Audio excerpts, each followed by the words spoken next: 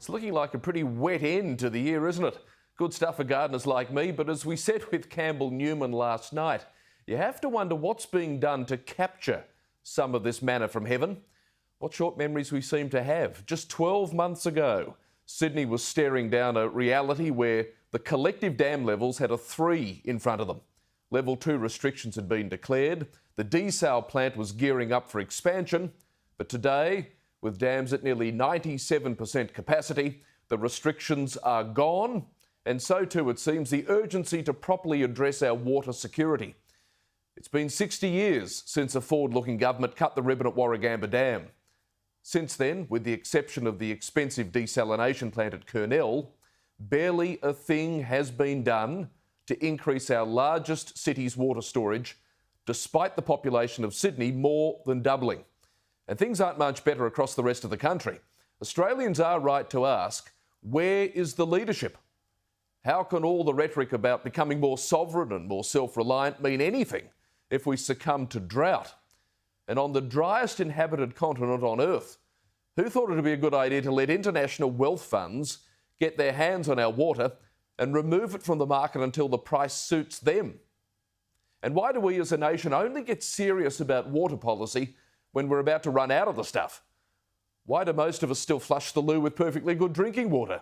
Where are the recycling water facilities across our big cities? I mean, these are just some of the important questions that will hopefully be addressed as we turn the calendar to 2021. Well, tangential to all of this, the good rains of 2020 have encouraged our wool producers at least to boost flock numbers from recent drought-stricken lows. But just like our farmers, they're facing an acute shortage of shearers. Again, like the horticulturalists, the wool producers rely on a lot of foreign workers to get the job done, mainly from New Zealand and the United Kingdom. But with COVID slamming international borders shut, these international shearers aren't on the ground, and Australians, well, they aren't stepping up to fill the gap. In the 1980s, some 12,000 Australians listed their profession as shearer. Today it's believed to be under 3,000, but the numbers, well, they can be rubbery. But whatever the exact mathematics may be, the fact remains, without enough hands on deck, the sheep can suffer from fleece rot and the farmer's business model can go down the chute. Again, like with the shortage of fruit pickers, many are right to ask, with some 1 million Australians unemployed, why aren't more willing or encouraged to seek out these jobs? I guess one of the side effects of globalisation has been our willingness to rely on people from overseas and backpackers to do a lot of this manual work. Well, that will have to change. But in the meantime, here's an idea. Before we round up all of those yahoos with the Santa hats from Bronte the other day and send them back to the UK or Ireland, why don't we offer them a final chance to stay in Australia? A final chance. If they agree to go bush and pick the fruit for the next 3 months. Now, if they refuse, sling them black to Blackpool. But if they agree, it'll go some of the way, at least, to addressing the chronic shortage of farm workers that Minister Littleproud spoke about here last night. And speaking of jobs, arguably the sector that's been clobbered the hardest by COVID has been tourism.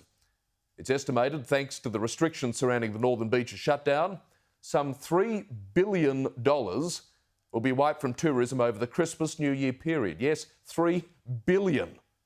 Now, I'll speak shortly to Margie Osmond about all of this, but as we limp toward 2021, we need that National Cabinet to deliver for the beleaguered tourism industry. It's high time the premiers put crude domestic political advantage aside and agree on a national standard when it comes to the operation of state borders when a fresh hotspot occurs. We need a uniform approach that provides certainty to travellers and operators alike, one that eradicates the current ad hoc, overly cautious, state-by-state, pull-up-the-drawbridge mentality, instead one that encapsulates a belief in their ability to contact and trace.